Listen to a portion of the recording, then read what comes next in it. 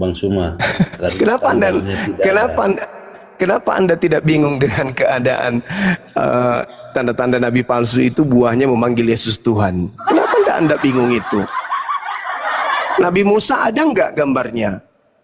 Daud, Salomo ada nggak gambarnya? Lut, Nuh, Adam, ada nggak gambarnya? Sedangkan gambar Yesus itu kan karangan semua. Paulus ada nggak gambarnya? Paulus, Lukas, Markus, Matius, Yohanes. Padahal itu adalah nabi-nabi Anda, orang yang mengajarkan Anda menjadi Kristen. Yang lucu itu kalau Tuhan ada fotonya. Tuhan kok ada fotonya?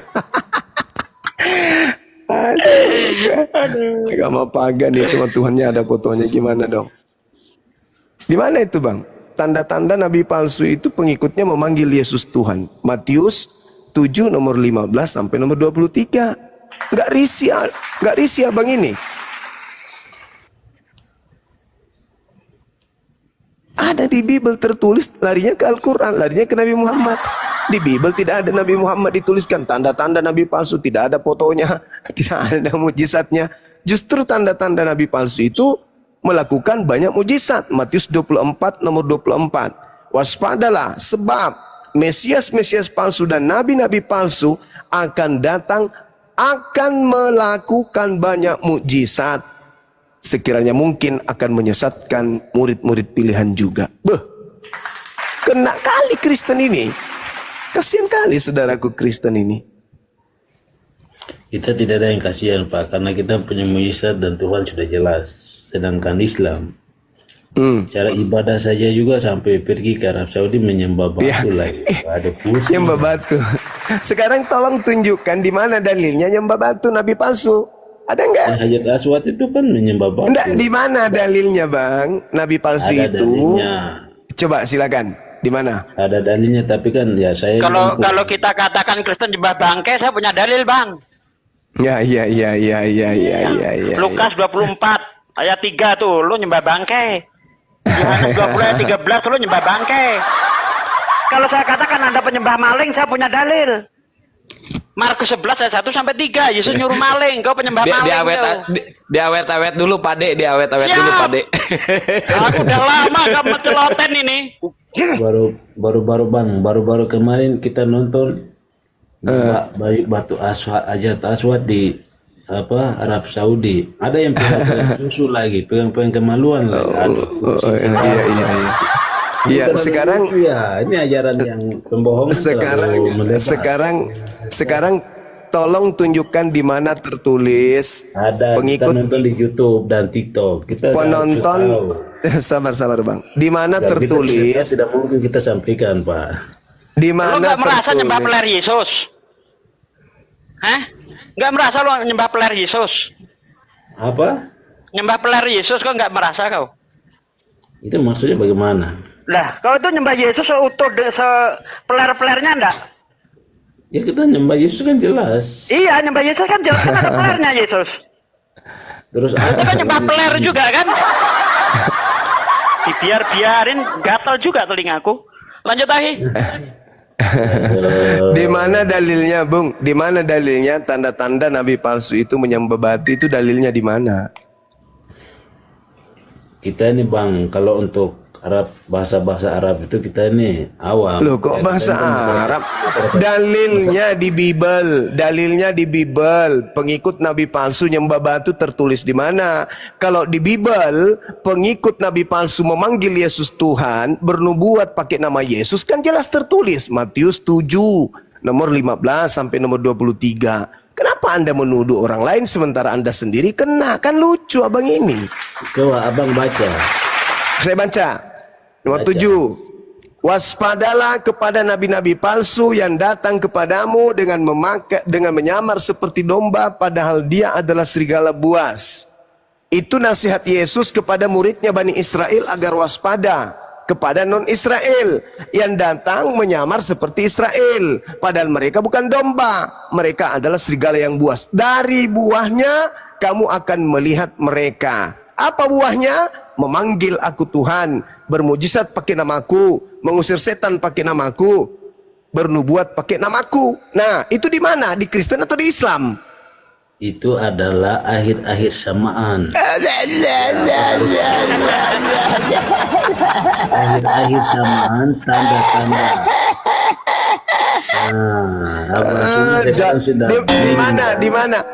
Di mana dalilnya dikatakan itu akhir zaman? Di mana? Yesus mengatakan Itu buah dari tanda-tanda palsu akhir zaman. Oke, akhir zaman. Sekarang begini, keturunan siapa yang memanggil Yesus Tuhan? Apakah Islam atau Kristen? Keturunan siapa yang akan sampai di akhir zaman memanggil Yesus Tuhan? Islam atau Kristen? Nah, gitu dong. Berarti buah nabi palsu itu di Kristen. Berarti kamu mengikuti nabi palsu. Nah, udah selesai. Udah selesai. Diturunkan ke penghujat seperti ini. Yang penting dia sudah kena. Udah. Host, turunin. Jangan Turunin. menyembah batu, Bang. Ya, jangan nyembah ya peler ya. Oke, Batu jangan nyembah peler. satarnya Yesus. Masolang generasi. Yang penting dia sudah sadari, dia sudah akui bahwa buah nabi palsu adalah, dia sebut tadi apa? Kristen.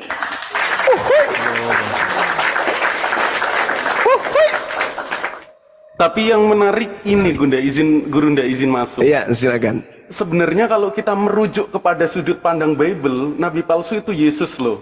Nah, saya disclaimer dulu. Saya nggak percaya bahwa perjanjian baru itu wahyu dari Allah.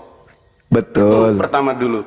Nah, kalau kita merujuk kepada perjanjian lama, dalam Ulangan 18 ayat 22, nabi palsu itu yang ucapannya itu tidak tergenapi atau tidak terjadi. Nah, ini menarik gini, nabi palsu adalah Yesus. Nah, ternyata dalam Matius 16 ayat 28, apa yang diucapkan Yesus itu tidak terjadi, teman-teman. Di situ dikatakan, aku berkata kepadamu, sesungguhnya di antara orang yang hadir di sini ada yang tidak akan metong sebelum mereka melihat anak manusia datang sebagai raja dalam kerajaannya. Pertama, dalam konteks itu Yesus sedang berbicara dengan para murid. Yesus ngasih tahu nih, kamu yang ada di sini gak akan metong loh. Kalau nanti kamu belum lihat aku datang sebagai raja. Sampai muridnya nunggu Gurunda, sampai katak bertelur singa pun, Yesus belum datang sebagai raja. Kalau menurut Biblos itu sendiri, Yesuslah nabi palsu. Klaim kenabian Yesus terselamatkan oleh Islam. Harusnya mereka berterima kasih Gurunda kepada kita. Nabi palsu Yesus. Nah, mungkin itu Gurunda penghantar, mohon izin. Nih, saya tambahkan Yohanes 3 nomor 13. Berani baca enggak? Waduh. Siapa ini Gurunda yang baca, saya? Iya. Oke, Yohanes 3:13 ya. Tidak ada seorang pun yang telah naik ke sorga selain daripada dia yang telah turun dari sorga, yaitu anak manusia. Waduh. Nabi palsu, enggak tergenapi Gurunda. Tidak tergenapi karena Elia lebih dulu naik surga daripada dia. 2 Raja-Raja 2 nomor 11. Gimana dong? Waduh. Kalau ya minum racun, Yeremia 23, minum racun habis itu dia mati. Minum racun asam anggur ya. Yohanes 19 nomor 30. Setelah dia minum anggur asam itu, maka dia nundukkan kepalanya, maka matilah dia. Minum racun ya, mati.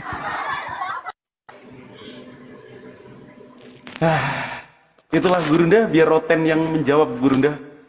Oke Bang, kita sapa dulu nih, ada Otennya sudah nggak sabar nih kayaknya, dia sudah mau bicara. Selamat malam Du 667. Ya, selamat malam. Bisa dibesarin suaranya Bang? Halo, selamat malam. Masih kurang besar. Halo, selamat malam. Halo, selamat malam. Iya, selamat malam. Halo, selamat malam. Iya, dengan siapa di mana?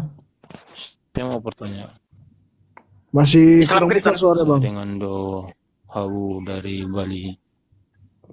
Kristen ini Pak deh. Saya Do Hawu dari Bali. Ya, silakan Bang. Halo. Ya. Saya mau pertanyakan di sini, apa maksud dengan tujuannya siapa nabi palsu itu?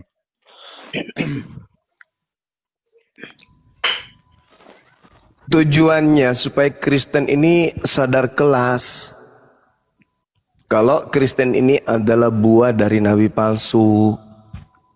Di dalam Matius 7 nomor 5. Yakin? Yakin dong, yakin, kecuali Anda mengakui bahwa Bible itu salah tulis. Anda yakinnya dari mana?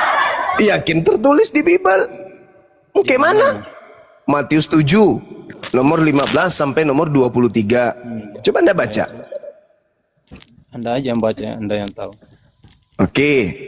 Waspadalah kepada nabi-nabi palsu yang datang kepadamu menyamar domba padahal mereka adalah serigala buas. Ini ucapan Yesus kepada muridnya, bukan kepada orang Roma, apalagi Kristen Indonesia, bukan. Dari buahnya kamu dapat melihat mereka, nabi palsu itu. Terus? Nah, apa buahnya? Memanggil aku Tuhan, bernubuat pakai namaku, mengusir setan pakai namaku, bermujizat pakai namaku. Pada saat itulah aku akan berterus terang kepada mereka, enyahlah daripadaku, kalian semua adalah pembuat kejahatan. Itu siapa itu Bang? Yang memiliki buah-buah tersebut, Islam atau Kristen? Buah-buah itu buat para nabi-nabi palsu yang datang kemudian. Nabi-nabi palsu, nabi yang kemudian setelah Yesus datang itu nabi siapa ya? Lihat dari pengikutnya, siapa pengikutnya yang memanggil Yesus Tuhan, bernubuat pakai nama Yesus, bermujizat pakai nama Yesus, itu siapa? Kok masih cari? Pura-pura bego, pura-pura blow on. Cari buahnya di mana itu kamu temukan, di Islam kah, di Hindu kah, di Buddha kah, atau di Eliteng? Kok jadi pura-pura macet otaknya? Anda jaga berbicaranya. Loh kan Anda kenapa pura-pura bingung? Anda suruh saya baca, saya baca. Anda diajarkan sopan berbicara dengan Sopan, memang sopan. Itu sudah sangat sopan. Itu sangat sopan. Jangan emosi dong. Jangan emosi dong. Sekarang pertanyaan saya, Anda menemukan buah-buah itu di mana? Di Islam, di Kristen, di Hindu, di Buddha, atau di ateis? Coba kamu jujur dulu. Jangan nangis. Naik sini kok nangis. Ya udah kamu jawab, buah-buah yang disebutkan Yesus itu ada di mana? Ateis, Hindu, Buddha, Islam, atau di Kristen? Jujur.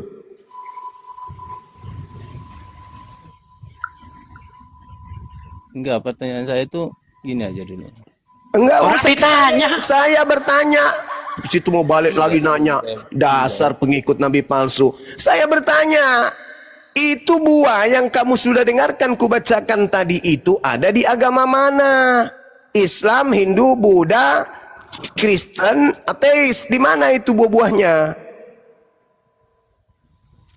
Saya tidak mendapatnya di mana.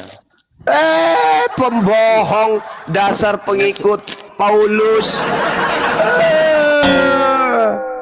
Inilah kau diajari berbohong. Agamamu ngajarin kau itu berbohong. Masa kamu tidak tahu di mana orang memanggil Yesus Tuhan, bermujizat pakai nama Yesus, mengusir setan pakai nama Yesus? Koplak. Makanya kurangi makan babi, biar otakmu waras. Jangan jadi pembohong, jangan jadi setan. Hanya setan yang suka berbohong. Saya ulang sekali lagi. Kata Yesus, buah dari nabi palsu memanggil aku Tuhan, bermujizat, mengusir setan, bernubuat pakai namaku. Saya tanya, buah tersebut ada di agama mana? Islam atau di Kristen? Jujur. Kalau di Kristen tidak ada. Otak idiot, kamu turun, kamu ke gereja, colok pantat pendeta, habis itu cium tanganmu. Mudah-mudahan kau bisa siuman. Ternyata kau gila permanen. Next kita sapa Oten. Kenapa Oten pasti koplak? Selamat malam Bang Marulin. Silahkan dibuka mic ya Bang. Baik. Selamat ya, Bang. Terima kasih atas waktunya. Selamat Oke, malam Bang. teman-teman. Malam. Semoga diskusi kita sehat ya. Sehat kalau selama kita manusiawi. Kalau tidak manusiawi kayak tadi itu pasti tidak sehat. Baik, terima kasih waktunya. Saya baca sini temanya siapa nabi palsu itu. Iya. Ini merujuk kemana? Apakah ke Al-Quran atau ke Bible ini? Silakan. Kalau di Al-Quran tidak ada bercerita nabi-nabi palsu, Bang. Di Bible aja yang cerita nabi palsu. Maka Bible yang harus mempertanggungjawabkan itu. Nah, kemudian apakah Iya. saudara Muslim mengimani Bible apa tidak? Kami percaya Bible Anda itu adalah sebuah pemberitaan dari orang-orang yang bukan pengikut Nabi Isa alaihissalam. Tapi adalah tulisan pewarta yang menuliskan berita-berita peristiwa yang terjadi di tengah-tengah Bani Israel. Ada sebagian isinya seperti itu, Abang. Baik, Bang Juma. Kembali ke pertanyaan saya, apakah saudara Islam mengimani Bible itu apa tidak? Kami tidak mengimaninya sebagai firman Tuhan. Yang kami imani itu adalah Injil, Bang. Injil yang kami imani. Ya, dalam arti kan Injil itu juga sama. Oh, beda dong. Beda. Beda. Injil itu firman Tuhan. Kalau Bible itu perkataan wartawan. Beda, abangku. Nah, justru itu apabila tidak mengimani, tentu sudut pandangnya dari secara Al-Quran. Silakan, Bang. Secara Al-Quran, di Al-Quran tidak mengatakan kemudian tentang nabi palsu, hanya menjelaskan tentang ajaran Nabi Isa alaihissalam yang diingkari oleh kaumnya itu sendiri, dan mereka kemudian disebut kaum kufur, kaum kafir. Kenapa dikatakan kafir? Karena mereka meninggalkan apa yang diperintahkan Allah kepada para nabi, termasuk pada Nabi Isa alaihissalam. Tanggung jawab ini ada di Anda. Apa kata Bible Anda tentang nabi palsu? Ya Matius 7, 15 nomor 23. Kalau ada di Al-Quran silakan. Di mana di Al-Quran menjelaskan tentang nabi palsu? Tidak ada. Di kitab Anda yang menjelaskan tentang nabi palsu itu, dan ternyata itu ucapan Yesus, membuktikan bahwa Kristen ini bukan umat Yesus. Ternyata ucapan Yesus digenapi oleh orang Kristen. Tidak mengenal Kristen, kata Yesus. Baik. Silakan. Boleh saya tanggapi? Silakan, Bang. Dalam merujuk ke Al-Quran, seperti dijelaskan Bang Juma, bahwa tidak ada atau rujukan yang menjelaskan indikasi siapa nabi palsu itu. Jadi berarti ini merujuk ke dalam Bible ya? Iya. Oke. Nah, di sini dalam Bible, artinya Bible ini kan rangkaian peristiwa, sejarah, ucapan, firman yang ditulis oleh manusia. Dan ini juga melalui proses yang panjang. Saya rasa juga Bang Zuma tahulah bagaimana proses dari mulai abad ke 365, kemudian sampai ke Bapak Gereja, sampai dengan ke tangan sekarang melalui Lembaga Alkitab Indonesia. Dan ini tentunya tulisan ini terjemahan. Kita juga terjemahan ini nanti yang aslinya pun dalam bahasa Ibrani atau Aramaik, tapi kita tidak memahami bahasa seperti itu. Merujuk ke tema sekarang, nabi palsu itu saya dengar sebelumnya merujuk ke Yesus, bukan begitu berarti? Bisa ke Yesus, bisa juga kepada Paulus. Oke. Dalam arti ke Yesus itu seperti bagaimana? Dalam arti ke Paulus itu seperti bagaimana? Mohon dijelaskan. Ya, tadi kita sudah membicarakan, Bang. Kita sudah bahas nabi palsu berdasarkan Ulangan 18 nomor 19 nomor 20, ketika dia berbicara apa yang diucapkan itu tidak tergenapi, tidak benar. Contoh, seperti yang diterangkan kemudian dalam Yohanes 3 nomor 13. Tidak ada orang yang naik ke surga selain daripada aku. Akulah yang naik satu-satunya ke surga. Ternyata di 2 Raja-Raja 2 nomor 11, Elia lebih dulu masuk ke surga. Berarti tidak tergenapi. Nah, kenapa ini kita mengatakan Yesus? Yesus yang kami maksud nabi palsu itu adalah yang datang kepada Paulus. Gitu, saudara. Nah, kalau Paulus ini, kenapa dia dikatakan nabi palsu? Karena dia yang mengajarkan pengikutnya memanggil Yesus Tuhan, bernubuat pakai nama Yesus, mengusir setan pakai nama Yesus, bermujizat pakai nama Yesus. Dan dia juga yang mengaku bertemu dengan Kristus di padang gurun. Padahal Yesus mengajarkan kepada muridnya bahwa apabila ada orang mengaku bertemu Kristus di gurun, di dalam bilik, jangan kamu percaya. Paulus kebetulan mengaku bertemu dengan Kristus di padang gurun. Berarti Yesus yang mengatakan jangan percaya Paulus. Matius 24 nomor 23, 24, 25 sampai 26. Begitu, Abang. Oh, begitu. Iya. Izin menanggapi bahwa kalau merujuk ke Injil Yohanes, di mana pada ayat 1 Yesus dimuliakan adalah firman. Firman itu bersama dengan Allah adalah daging. Ini sudah dinubuatkan jauh-jauh hari dan bukan merujuk ke Yesus bahwa itu adalah nabi palsu. Jadi itu satu, ya kan.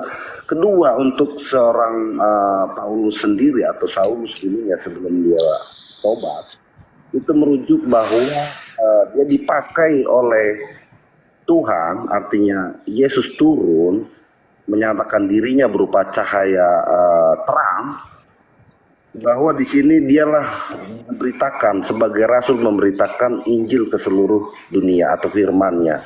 Jadi yang indikasi yang seperti Bang Juma jelaskan bahwa dia mengucap mengadakan mujizat atas namaku dan bla bla bla sekalian, itu tidak relevan ya dengan pernyataannya Bang Juma.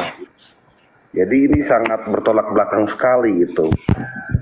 Sementara dari buahnya sendiri, Yesus sendiri mengajarkan kebaikan. Dia mengajarkan firman-Nya tidak dengan pedang. Dia mengajarkan tidak mempunyai istri yang banyak. Dia mengajarkan tidak kawin-mawin. Dia mengajarkan melakukan mujizat. Dan begitu pula Saulus, dia memberitakan dia tidak membawa pedang. Kemudian dia tidak melakukan perang terhadap bangsa-bangsa atau apa. Dan dia tidak mengumpulkan upeti atau segala macamnya. Bahkan sebagai buah dari kesaksian dia atau taatnya dia mati martir sebagai pengabar Injil. Gitu. Jadi narasi yang dibangun Bang Zuma dengan kawan-kawan yang mengatakan Yesus atau Paulus itu adalah nabi palsu, itu hak Anda. Tapi kami yakinin buah dari Ke poinnya aja Bang, biar nggak kepanjangan Bang, biar langsung ditanggapi Bang. Artinya kita diskusi ganti-gantian. Buah dari yang dua dijelaskan ini itu sangat-sangat jauh dari nabi-nabi palsu. Artinya buah sampai sekarang kedamaian tercipta di dunia ini. Saya rasa begitu dia. Oke, baik. Meskipun Anda mencoba untuk melakukan kebohongan di depan umum seperti ini tanpa malu-malu, tapi nggak apa-apa. Tak ajarin sama abang supaya urat saraf di kepala itu bisa lurus. Kalau Anda mengatakan syarat nabi palsu, banyak istri, perang, membunuh, berarti bakar itu Bible Anda. Bakar. Karena perintah membunuh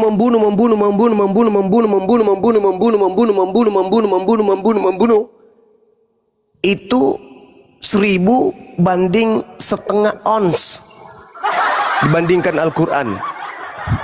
Perintah membunuh di dalam Bible itu banyak sekali, dan perintahnya itu datang kepada nabi-nabi.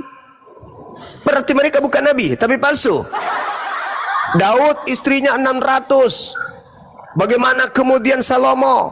Istrinya itu sampai 1000 atau 700 minimal. Lalu Anda ingin mengatakan kakeknya Tuhan Anda itu palsu semua. Jadi ngarang cerita itu jangan kayak gitu. Benci kepada Nabi kami jangan ngarang-ngarang. Jangan setengah-setengah. Perintah Tuhannya bukan begitu. Justru Tuhan mengatakan perbanyaklah beranak cuculah yang banyak. Bahkan nubuatan kemudian yang diberikan kepada Nabi Abraham, engkau akan menjadi bapak dari banyak orang. Berarti anak keturunan Abraham itu harus kawin-mawin. Bukan begitu Pak cara belajarnya. Kitab Anda Yesus yang berbicara. Tanda-tanda nabi palsu bisa kau lihat buahnya. Memanggil aku Tuhan, bernubuat pakai namaku, mengusir setan pakai namaku, bermujizat pakai namaku. Itulah buah nabi palsu. Kok Anda bilang bertolak belakang? Otak Anda mungkin yang kebalik. Nggak sinkron antara mulut dengan otak. Jadi asal ngomong. Tanda-tanda ini akan menyertai nabi palsu. Pengikutnya memanggil aku Tuhan, bernubuat pakai namaku, bermujizat pakai namaku, mengusir setan pakai namaku. Pada hari itulah aku Yesus akan berterus terang kepada mereka, aku tidak mengenal kalian, penyahlah daripadaku, kalian semua adalah pembuat kejahatan. Itu Bang. Nggak ada dikatakan pada hari terakhir nanti banyak orang akan berkata, Yesus kami banyak istri, Yesus kami perang-perangan, Yesus. Itu tolong di mute dulu yang noise. Begitu saudara. Jadi jangan dikarang-karang. Kalau pahit Anda rasa dalil yang ada di Bible, keluar Bang, tinggalkan agama Anda, jadi ateis. Kalau sakit yang tertulis di dalam Bible Anda karena ketimpuk langsung ke mulut Anda Bible Anda itu sendiri, keluar dari Kristen Bang. Anda kan bisa jadi ateis, jadi Buddha, jadi Hindu, jadi gelandangan atau apa saja. Yang penting jangan kena tanda-tanda nabi palsu. Daripada Anda berbohong, tanda-tanda nabi palsu banyak istri, wah bahaya. Kalau Daud tidak banyak istri Bang, Anda tidak punya Tuhan yang bernama Kristus. Justru karena banyak istrilah Daud punya keturunan bernama Yesus. Jadi jangan Anda larikan ke kawin, perang. Karena kalau saya tanya Anda, nanti Anda bunuh diri nanti. Kisah Para Rasul 3 nomor 22-23 diterangkan begini. Bukankah di dalam kitab Taurat Musa diterangkan bahwa Tuhan akan mengutus seorang nabi, dan akan terjadi barang siapa yang tidak mendengarkan nabi tersebut, maka dia akan dibunuh dari umat kita. Ayo, siapa nabi yang dimaksud, yang dinubuatkan oleh Nabi Musa? Kalau tidak didengarkan, diperangi. Itu siapa? Yesus. Tidak mungkin. Paulus, apalagi. Jadi jangan kemana-mana. Baca Matius 7 nomor 15, nomor 16, 17, 18, 19, 20, 21, 22, 23. Siapa yang diusir Yesus? Orang yang teriak Allahu Akbar, atau orang yang berteriak Tuhan Yesus. Begitu Bang. Sekali-sekali diskusi itu pakai akal, jangan disimpan di rumah akalnya. Ayo, pakai akal Bang, jangan ngawur. Silakan. Terima kasih Bang Zuma atas penjelasannya. Cuman satu pertanyaan saya yang ada di room ini, saya butuh satu nama atau tunjukkan satu nama yang mampu melakukan sesuai dengan Yesus Kristus, melakukan mujizat dengan kasihnya. Apabila ada nama itu saya temuin, saya akan rubah keyakinan saya. Saya rasa itu Bang. Saudaraku, Matius 24 nomor 24 nomor 23-nya apa yang dikatakan?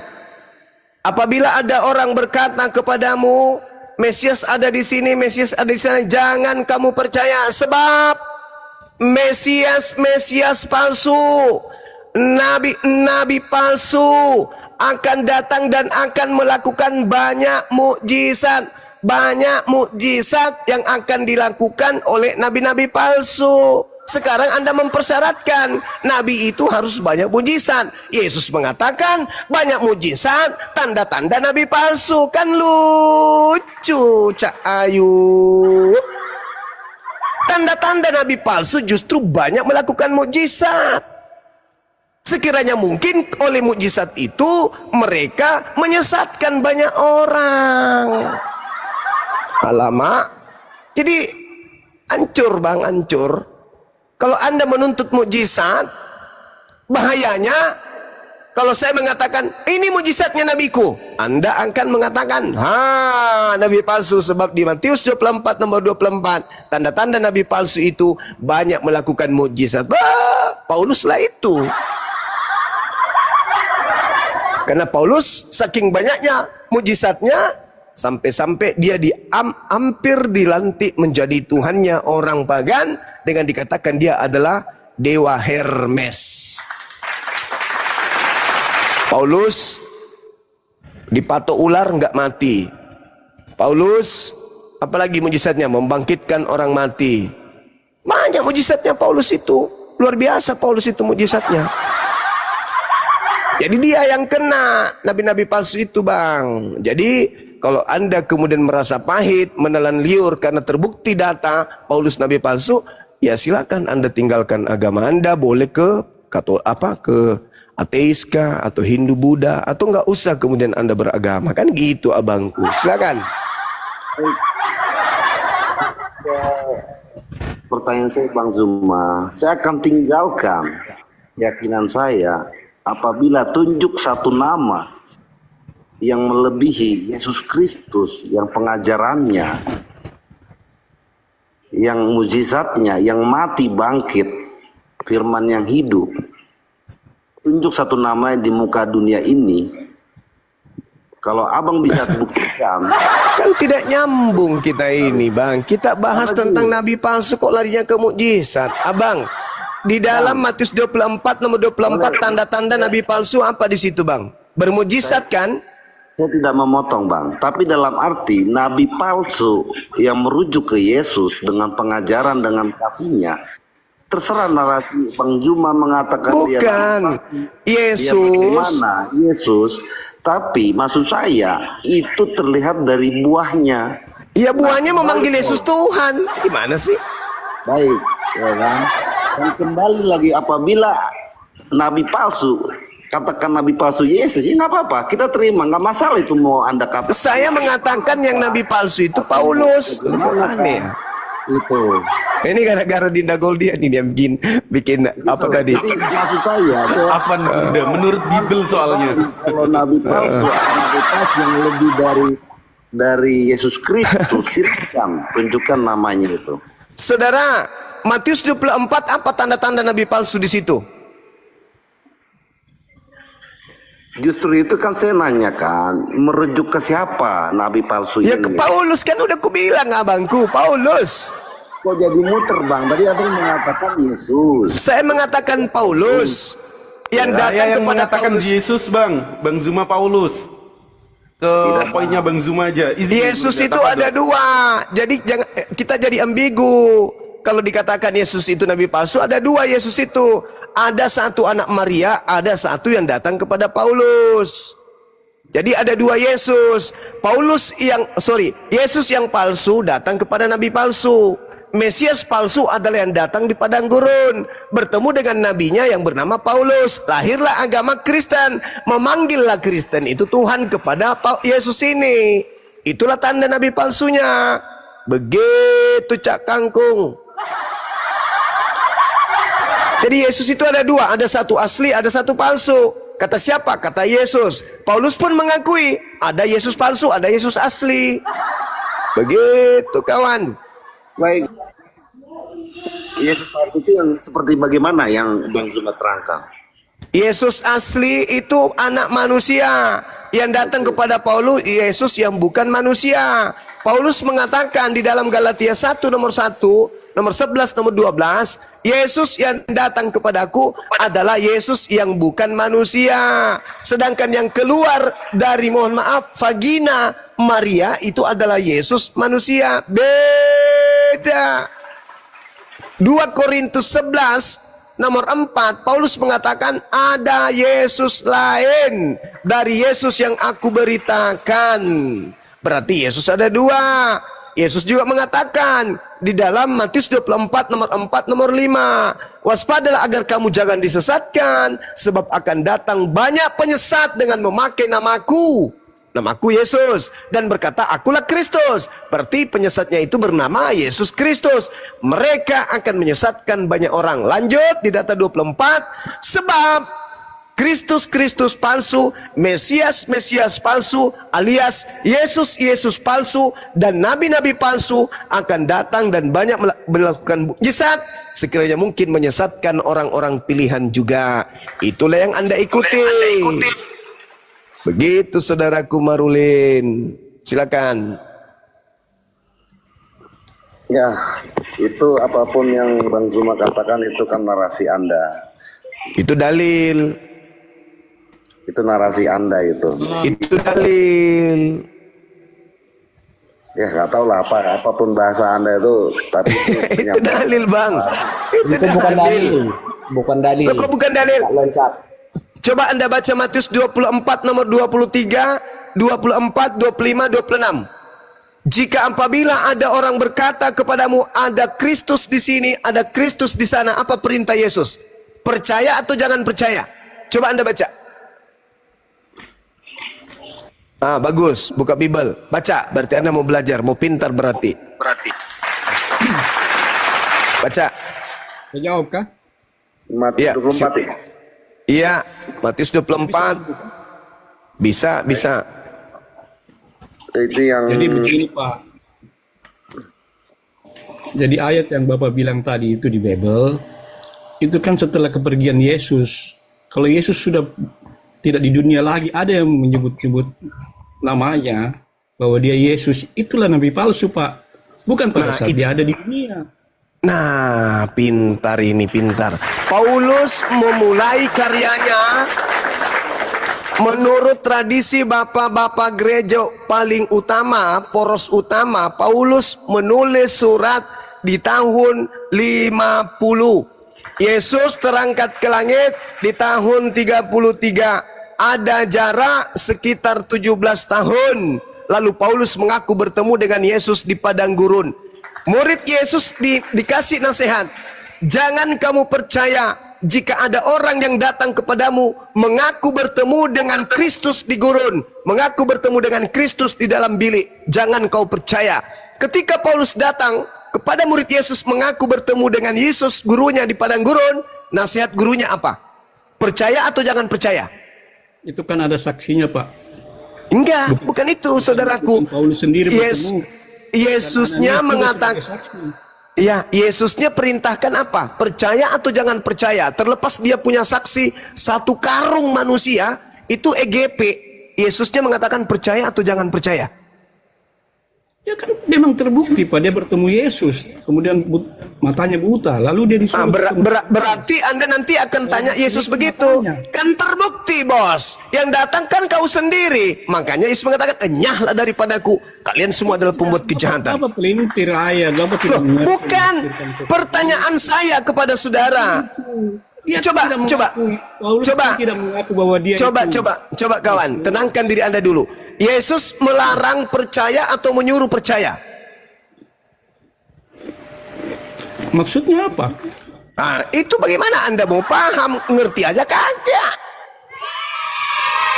Yesus Pak, saudaraku, buka Bible. Mengatakan bahwa kecuali dia mengaku bahwa dia itu Yesus. Loh, jadi yang datang kepada Paulus mengaku apa? Yang datang kepada Paulus mengaku apa? Mengaku tukul atau mengaku Yesus? Iya, yang datang kepada Yesus itu Yesus. Enggak, yang datang kepada Paulus di padang gurun mengaku apa dia?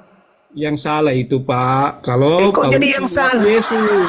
Itu bukan saudara. Coba Anda baca Matius 24 nomor 23. Jadi apabila ada orang, dengar, ada orang yang berkata ada Mesias di sini, ada Mesias di sana, berarti orang ini mengaku melihat Mesias di sana, Mesias di situ. Apa kata Yesus? Jangan ente percaya. Ya, itu Begitu kalau saudara. mengaku Pak tidak punya dasar. La haula wala quwata illa billah. Ananias, disuruh bertemu Ananias. Hei, coba saudara baca dulu. Baca Matius 24 nomor 23. Coba Anda baca. Baca. Apa? Ini kan tadi kamu minta di mana di Bible itu dibilang nabi palsu ya? Iya, Matius 7 nomor 15. Buahnya adalah Kristen. Nabi palsu kan kamu bilang ciri-ciri nabi palsu. Iya, tanda-tanda nabi palsu itu. Baca di Yeremia 3 ayat 2. Oh, itu Nabi Yerusalem itu. Arab. Itu nabi palsu. Dengar, itu nabi-nabi Yerusalem. Apa dibilang di sini, Pak? Di pinggir Apa? jalan, Coba. Engkau duduk menantikan kekasih seperti seorang Arab. Orang Arab, Pak. Nabi palsu. Tapi itu tidak bercerita tentang nabi palsu, Pak. Itu tidak bercerita tentang nabi palsu, Pak. Yeremia 23. Yeremia berapa yang Anda baca? Yeremia berapa? Yeremia 3:2. Oke, kita baca. Kita baca, Pak. Kita baca, kita bantu Anda paham. Firman-Nya, jika seseorang menceraikan istrinya lalu perempuan itu pergi daripadanya dan mencari istri orang lain. Kamu salah baca.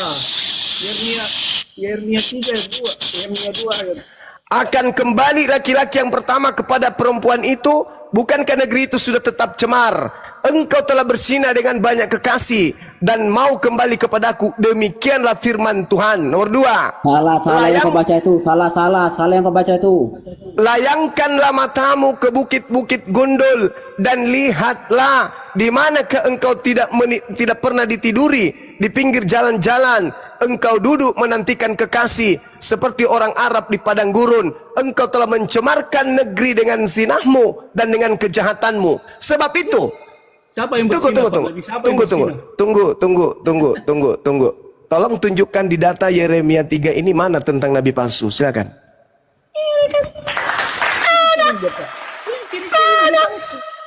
Mana? Di mana ciri-ciri nabi palsu di situ? Mana? Dan satu hal dulu. Tolong tunjukkan di mana tertulis di dalam kitabnya orang Yahudi, pesundal-pesundal, pesina-pesina itu berbangsa Arab. Tunjukkan dalilnya.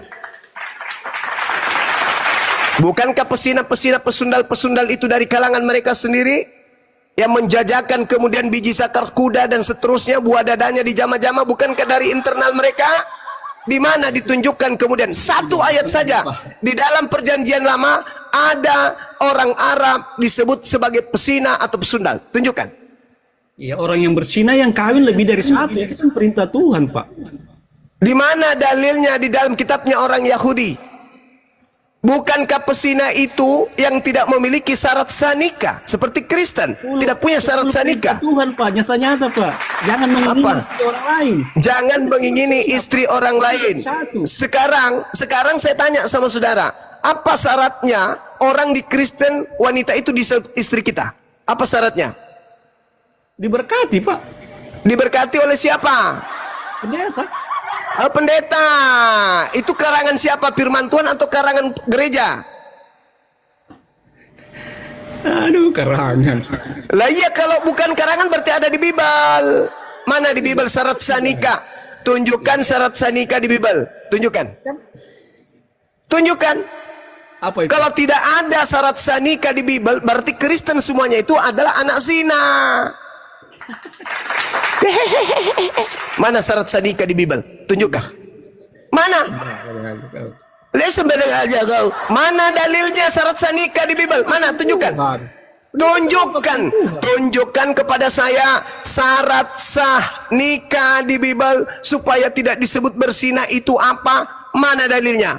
Sadarkah ente? Kalau itu tak ada di dalam kitabmu, berarti you suka wanita, wanita suka you, bawa ke gereja depan pendeta, langsung itu adalah pesina. Kenapa? Karena tidak ada syarat sah nikah. Mana tunjukkan syarat sah nikah di dalam agamamu? Ada? Adalah. Tunjukkan dalilnya. Tunjukkan dalilnya. Saya kasih Anda kesempatan 1000 tahun. Silakan. Kan ada tertulis, Pak. Istri-istri. Ya mana syarat sah? Cuma hei istri-istri, Anda tidur sama aku, sama wanita, Anda tidur sama wanita, habis itu punya anak, langsung Anda sebut istri. Yang saya minta syarat sah. Sebelum diberkati Pak, syarat sah. Syarat sah yang saya minta syarat sah.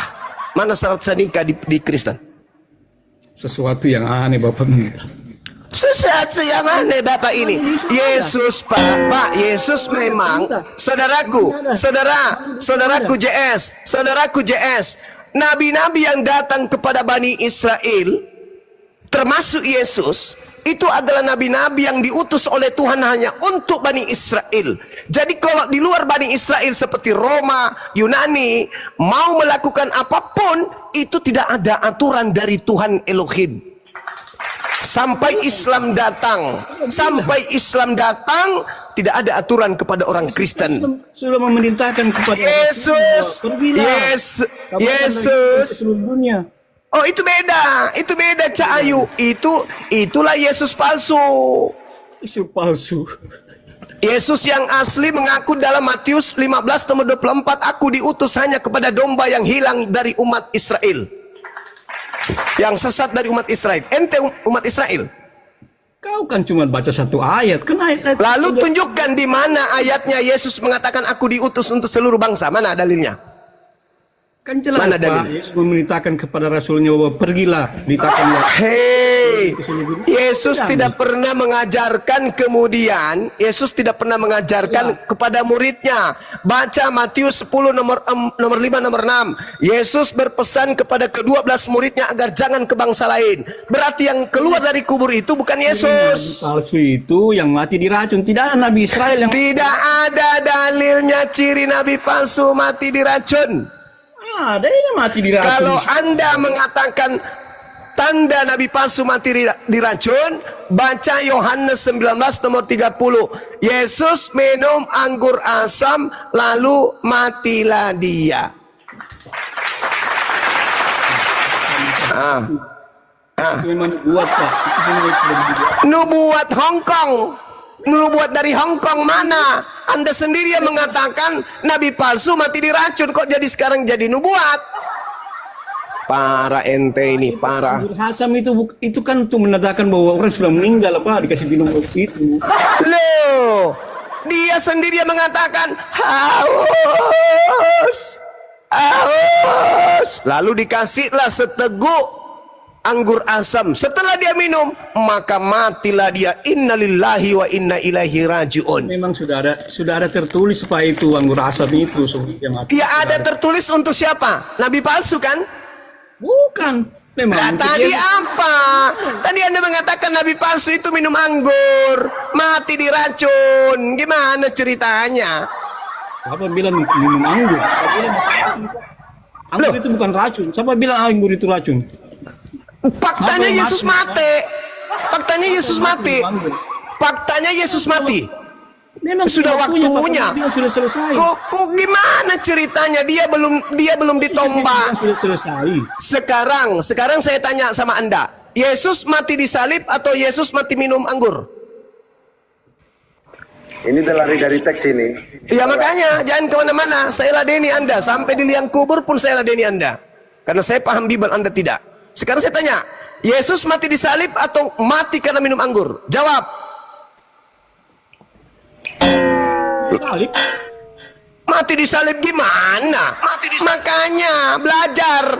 Yohanes 19 nomor 30, Yesus minum anggur, lalu dia mengatakan apa? Sudah selesai, maka matilah dia. Bukan karena disalib dia mati. Saya dulu Pak, baru dia minum Pak, bapak sembarang sekali.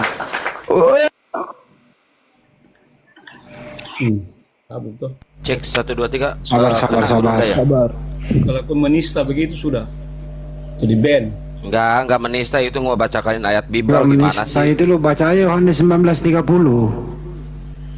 Sesudah Yesus minum anggur asam itu, dia menundukkan kepalanya dan menyerahkan nyawanya.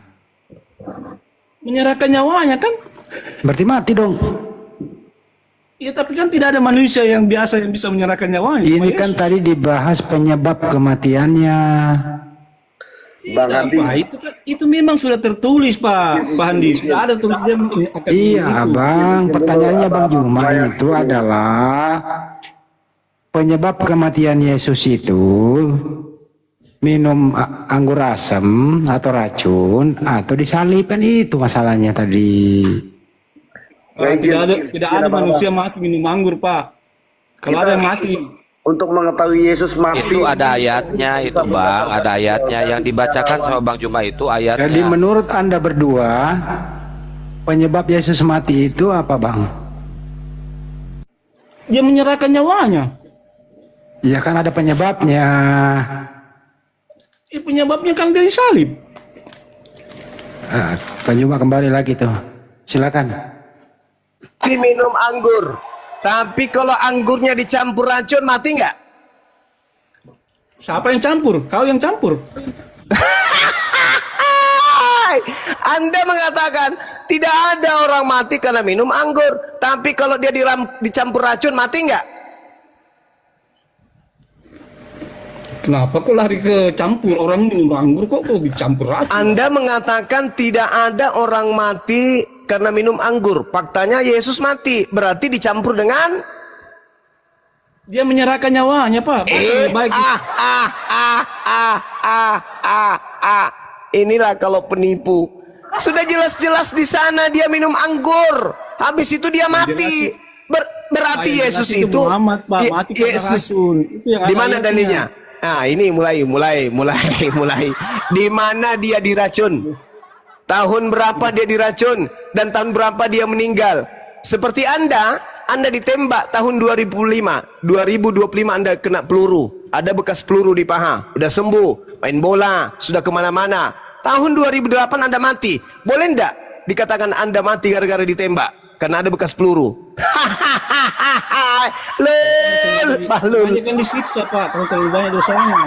Di mana? Nabi Muhammad nggak sakit. Dosa apa? Nabiku dosa apa? Nabiku dosa apa? Itu kan apa dosanya Nabi? Jadi kebar kan itu diambil. Iya, sekarang apa? Mana dalilnya? Mana dalilnya? Mana dalilnya? Mana dalilnya? Masih di mana-mana. Inilah kalau penyembah setan berbicara asal menuduh, asal fitnah. Itulah kau. Karena kebanyakan kau berzina. Karena di Kristen itu tidak ada nikah. Di Kristen itu kawin sama seperti kambing. Ada nggak nikah di Kristen? Nggak ada. Kayak sapi kalian itu. Kawin, punya anak. Itulah kalian. Habis itu kalian menghina nabiku. Padahal kalian itu semua anak-anak zina. Bapakmu menggauli ibumu, lahirlah kau. Tidak ada syarat sah nikah. Masih banyak yang ingin aku ajarkan kepadamu, tapi kamu belum sanggup untuk menanggungnya. Yesus belum mengajarkan syarat nikah. Kalian itu anak-anak zina semua. Cuman ikut tradisi Yunani. Ada pesta di gedung, ada acara-acara disahkan oleh pendeta, pastor. Tidak ada dalam kitabmu itu, nggak ada, Cak Ayu, nggak ada. Itu cuman prosesi-prosesi yang kalian buat-buat, tapi tidak ada secara Bible. Nggak ada. Carikan saya datanya kalau ada. Nggak ada. Baca di Imamat 18. Itu kitabnya orang Yahudi, Cak Kangkung. Baca Imamat 18. Itu kitabnya Yahudi, Cak Kangkung. Berarti Anda tidak mengimani. Jangan offset di dalam Mazmur 104. Imamat itu bukan kitabnya Kristen, tuyul.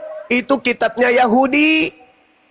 Aturan-aturan yang datang kepada Bani Yakub dan hukum-hukumku yang datang kepada Israel tidak aku berikan kepada bangsa lain.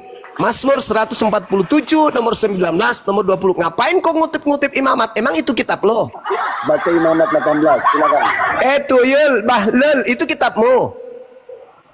Ya. Itu kitabmu. Ya. Nenekmu kiper, dasar perampok, penjajah, perampas. Itu kitabnya orang Yahudi.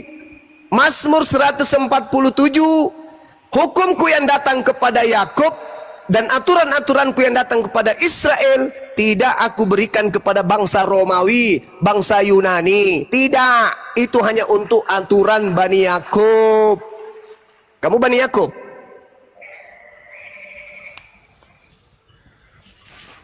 Bani Yakub yang keluar dari pantat. Sedikit tambahan ya. Ya, mengenai Nasrani, ya seperti yang tadi barusan saya dengar, di situ dikatakan Yesus itu meninggal di kayu salib.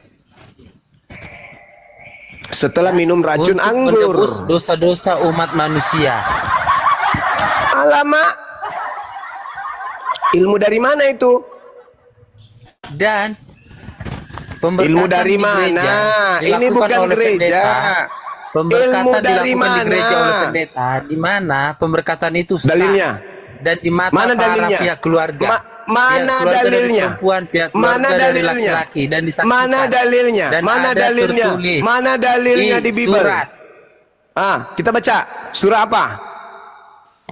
Surah apa? Jangan di-mute. Kenapa sering di-mute? Jangan di-mute. Silakan. Surah apa? Syarat sanika di Bible surah apa? Silakan. Malam semuanya. Tunggu dulu Pak. Bistru bicara dulu yang satu. Febrian, silakan buka mulut.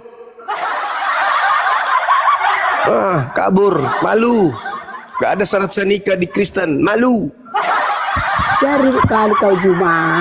Iya, karena lawan saya keras suaraku aja otaknya tumpul, apalagi suaraku kecil. Nggak bisa pelankan suaramu biar enak didengar. Bisa. Tapi masalahnya mengenai Kristen. Otak kalian itu nggak berfungsi, itu masalahnya. Otakmu Coba berfungsi sedikit. Apa tanda-tanda nabi palsu menurut Yesus? Jawab. Kan dulu biar enak didengar. Oke, saya turunkan volumenya. Apa tanda-tanda nabi palsu menurut Yesus? Tanda-tanda palsu. Nabi palsu, kok tanda-tanda palsu? Tunggu dulu gue cari ya. Ya, jangan lupa sarungnya, jangan sampai kedodoran kayak kemarin. Kasih kuat. Usik kau. Ya. Kau aja kedodoran kau kan. Juga, kau juga udah duda kau nggak dapat istri kau. Masolang generasi. Iyalah. Itu sarungnya dikuatkan sarungnya. Kau juga lakukanlah apamu biar cepat kau ada pacarmu. Masolang generasi. Sarungnya itu jangan kayak kemarin kedodoran kayak gitu pamer tembakau. Iya. Kasih kuat ya. Udah Gitulah. Kuat. Ya bagus. Ya lanjut. Tadi kamu kan tanya apa tadi yang perkawinannya. Tadi ku dengar kamu nggak ada kawin di Kristen kau bilang kan. Sedangkan perceraian di sini ada Yesus katakan. Jadi kalau nggak ada perkawinan bagaimana orang bisa cerai? Itu ucapan Yesus kepada Bani Israel, paman. Di sini mana ada hanya Bani Israel? Loh, Yesus mana ada? Yesus mana ada pernah berkata-kata kepada orang non Israel? Jadi ini kamu apa? Juma bukan begitu Juma. Orang Israel itu pun nggak dilarang mengikuti agama mereka. Mana dibilang? Dengar dulu, mana ada dibilang di Israel hanya kamu orang Israel yang bisa Kristen, nggak boleh seluruh dunia. Mana ada di peraturan begitu? Aku diutus hanya kepada domba yang sesat dari umat Israel. Bukan begitu. Lalu bagaimana? Kan, Anda mau membantah? Dengar dulu, kan udah dikatakan sama Yesus, ajarkanlah ke semua umat manusia.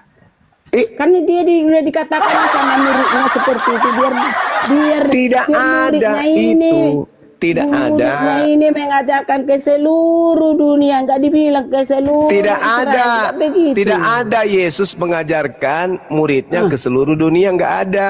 Ini tengok ini di Matius ini. Matius 8. Dengar dulu, kalau nggak kau Matius bilang nggak ada. Ini dengar nomor dulu, 19. kata Yesus ini ya. Waktu dia mau naik ke surga, dia mengatakan kepada muridnya, ya kan? Yesus mengatakan begini, kepadaku telah diberikan segala itu bukan Yesus. Jadi masuk bukan Yesus ini. Bukan. Ini kau bilang perintah untuk memberikan Injil. Ya, Yesus. Tengok dulu. Kan udah dibikin. Itu bukan Yesus. Dengar Itu dulu, bukan biar aku Yesus. baca dulu. Ya, baca. Perintah untuk memberitakan Injil dan ke-11 murid itu berangkat ke Galilea, ke bukit yang telah ditunjukkan Yesus kepada mereka. Jadi enggak Yesus ini maksudnya yang ngomong ini. Ketika melihat dia mereka menyembahnya, tetapi beberapa orang ragu-ragu. Yesus mendekati mereka dan berkata, kepadaku telah diberikan segala kuasa dan di surga dan di bumi. Karena itu pergilah, jadikanlah semua bangsa muridku dan baptislah mereka dalam nama Bapa dan Roh Kudus. Dan ajarlah mereka melakukan segala sesuatu yang telah kuperintahkan kepadamu. Dan ketahuilah aku menyertai kamu senantiasa sampai ke akhir zaman. Jadi maksudnya ini mana ada dibilang di sini nggak boleh kamu ke seluruh dunia, hanya di Itu bukan Yesus masalahnya. Enggak Yesus, kau bilang udah kau baca Yesus. Iya, itu bukan Yesus. Kan di sini udah ceritanya? dibikin Yesus, apa maksudnya? Iya, tapi faktanya itu bukan Yesus. Nggak mungkin ini ditambah-tambahin ini yang tertulis lagi. Murid-muridnya saja ragu. Muridnya ragu nggak? Itu Yesus atau bukan? Maksud dia bukan seperti itu. Kan dibilangnya pelintir gitu. lagi. Pelintir Tetapi lagi. beberapa orang ragu. Maksudnya kan kayak nggak yakin dia, tetapi makanya dibilang Yesus itu ragu. Dengar dulu, kamu jangan ragu, jangan ragu. Kepadaku telah diberikan kuasa. Nah, di mana Yesus? Tuhan di sudah mana? memberikan kuasa kepada di mana? Di surga dan di bumi. Karena itu pergilah, jadikanlah semua bangsa muridku. Jadi muridnya lah semua bangsa. Oke, aku sambung ya sebelum Bang Zuma datang. Yang mengikut dia. Itu yang menurut Bang Zuma adalah Mesias udah yang ternyata dia. Kristus palsu yang telah dinubuatkan dalam Matius 24 ayat 4. Waspadalah terhadap penyesat yang datang memakai nama Yesus dan mengaku aku adalah Mesias. Lalu tiba-tiba Yesus itu nongol kepada muridnya bilang ajarannya untuk seluruh bangsa. Tapi kalau kita merujuk kepada Matius 10 ayat 4 dan 5, Yesus sudah berpesan nih kepada murid-muridnya, "Ito denger. Ke-12 muridku." Mana si Juma tadi? Jangan dulu kau ngomong. Sabar dulu, abis ini naik. Ke-12 muridku. Janganlah kau menyimpang ke kota bangsa Samaria atau ke bangsa lain, melainkan kepada domba-domba yang tersesat dari Bani Israel. Yesus ini berpesan itu, dengar dulu, kepada muridnya bahwa ajarannya ini untuk Bani Israel.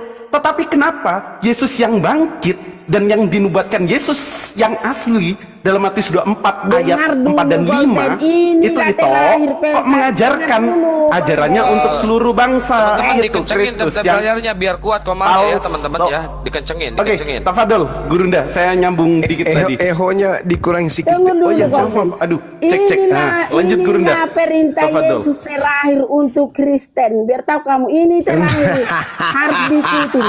Tidak ada selain ini. Inilah yang diajarkan Yesus terakhir kali. Tolong tunjukkan, saudara. Tolong tunjukkan. Ini kan sudah mau ini kata-kata ini sesudah dia mau bangkit naik ke surga. Awas sarungnya jatuh. Tolong tunjukkan di mana mau naik ke surga. Inilah kata-katanya pesannya. Dengar dulu Juma, kamu aja yang mau dibenarkan. Sarungnya inilah robek. kata-kata Yesus sebelum dia berangkat ke surga. Itu bukan Yesus. Astagfirullahaladzim, ya Allah ya Karim. Supaya apa? Supaya kami umat Kristen mengikuti seperti ini. Ya udah, itu derita lo. Makanya kalau Kristen itu nggak ada habisnya ngomong. Nggak baptis. Sekarang tolong tunjukkan di mana dalilnya Elohim memberikan kuasa kepada Yesus baik di langit maupun di bumi. Ini buktinya, ini buktinya. Enggak. Itu pengakuan sepihak. Itu pengakuan sepihak. Itu pengakuan sepihak. Sekarang yang menjanjikan kuasa langit dan bumi kepada Yesus siapa? Ya itu Tuhan. Kan udah di mana dalilnya? Kan ada di mana dalilnya? Yesus itu nih. Kalau tidak melalui aku, kalian tidak sampai ke Tuhan. Iya, tapi bukan dengan jalan dituhankan kayak Kristen. Bukan gitu. Sekarang gini, Masuk Begini. Yesus itu cuma Begini, Lai. melalui dia kita tidak sampai ke Dengarkan Tuhan. dulu, Lai. Karena apa? Lai. Mas firmannya kan sudah diberikan kepadanya, kuasanya juga sudah Dengar diberikan dulu. kepadanya. Diskusi yang bagus dong, Lai. Diskusi orang memang kayak gitu di sini. Dengar dulu, Lai. Kamu kan harus mengikuti Alkitab. Dengar. Apa? Siapa yang pernah menjanjikan kuasa di langit dan bumi beserta kemegahannya akan diberikan kepada Yesus? Siapa? Bapak atau iblis? Ya ini yang penting ini Tuhan sudah memberikan kuasa kepadanya. Mas Berarti Solan kamu nggak generasi. percaya sama kuasa Tuhan. Berarti kamu nggak percaya kepada Saya kuasa ulang lagi. Tuhan. Kan Tuhan Saya yang ulang lagi. memberikan kuasa Siapa kepadanya. yang pernah menjanjikan kuasa di langit dan di bumi beserta kemegahannya kepada Yesus? Tuhan memberikan Kepada Yesus. Iblis Ya, Tuhan. atau Tuhan Elohim? Ya Tuhan Allah. Di mana? Di mana tertulis Tuhan Elohim menjanjikan kuasa di langit dan di bumi kepada Yesus? Ya, Di mana tertulis? Inilah tadi. Jadi maksudmu siapa yang memberikan kuasa kepada Yesus kalau enggak Baca Lukas 4 nomor 6. Itulah Iblis kau berkata, kau ini nggak pernah mau mengalah. Iblis berkata kepada Yesus, Yesus, ya paman, aku akan memberikan segala kemegahan di dunia ini, kuasa di dunia ini, bila engkau menyembah aku. Sebab aku berkuasa memberikan kuasa tersebut kepada siapapun yang aku kehendaki. Itu kata iblis. Apakah Yesus menerima kuasa dari iblis tersebut? Ya atau tidak? Masa dari kuasa dari iblis? Ya dari Tuhan lah kuasa itu. Itu dalilnya, itu dalilnya. Kamu nambah Lukas 4, Matius 4, iblis menjanjikan kuasa kepada Yesus. Mana ada dijanjikan iblis kuasa mau diberikan kepada Yesus. Baca Lukas 4 nomor 6, berani enggak? Berani enggak lah baca? Berani enggak? Berani nggak baca? Kalau dicobain kau bilang iya. Dengar. Berani nggak Anda baca? Iblis menjanjikan kuasa kepada Yesus. Kuasa langit dan di bumi akan diberikan kepada Yesus. Kalau Yesus menyembahnya. Lukas 4 nomor 6. Berapa yang kau terangkan? Mampus. Baca, silakan. Berapa? Nomor 6. Apa nama Lukas apa? Coba. Lukas 4. Kau kadang-kadang cuma kau nambah bumbu kau. Lukas 4 nomor 6 opung. Awas sarung, kan probe. Pencobaan di padang gurun. Iya baca. Kan tadi kan pencobaan. Baca. Mulai dari apa yang kau tunjukkan ini? Aku baca mulai dari pertama ya sampai. Silakan mau sampai manapun kau baca terserah. Tapi jangan kau potong-potong kalau mau kau tahu. Bukan lain. Ini tentang pencobaan. Baca. Pencobaan di padang gurun. Yesus yang penuh dengan Roh Kudus kembali dari Sungai Yordan, lalu dibawa oleh Roh Kudus ke padang gurun. Di situ dia tinggal 40 Tidak hari ada tertulis roh di situ, tidak ada tertulis Roh Kudus di situ ditambah-tambahinnya. Enggak, kau baca dulu. Tengok ini kan pencobaan di padang gurun. Tidak ada tertulis Roh Kudus di situ. Ada ya, kau baca di situ Juma. Makanya kau Juma kau baca dulu makanya. Dengar Juma. Yesus yang penuh dengan Roh Kudus. Roh Kudus di padang gurun. Kan ada Roh Kudusnya. Kembali dari Sungai Yordan, lalu dibawa oleh Roh Kudus ke padang gurun. Di situ dia tinggal 40 hari. 40 hari berpuasa. 40 hari lamanya. Diskon. Dan dicobai iblis selama di situ ia tidak makan apa-apa, dan sesudah waktu itu ia lapar. Lalu berkatalah iblis kepadanya, jika engkau anak Allah, suruhlah batu ini menjadi roti. Jawab Yesus kepadanya, ada tertulis, manusia hidup bukan dari roti saja. Kemudian ia membawa Yesus ke suatu tempat yang tinggi, dan dalam sekejap mata ia memperlihatkan kepadanya semua kerajaan dunia. Kata iblis kepadanya, segala kuasa itu serta kemuliaannya akan kuberikan kepada. Ini kan iblis kan mencoba dia. Dengar dicobain. Namanya dicobain. Apakah Yesus itu mau? Kan itu. Makanya dengar dulu cuma. Yesus terima nggak? Tunggu dulu. Kan Yesus terima nggak kuasa itu? Dengar dulu cuma. Makanya kau dengar dulu. Kata Yesus terima nggak? Dengar dulu, kan ini kan kata iblis kepadanya, digodainya Yesus ini kan. Dengar dulu, segala kuasa itu serta kemuliaan akan kuberikan kepadamu, kata iblis. Sebab semuanya itu telah diserahkan kepadaku. Memberikannya kepada siapa saja yang kuhendaki. Kata iblis tadi, kan iblis ini masih jauh. Jadi jikalau engkau menyembah aku, seluruhnya itu akan menjadi milikmu, katanya ke Yesus. Tetapi Yesus berkata kepadanya, ada tertulis.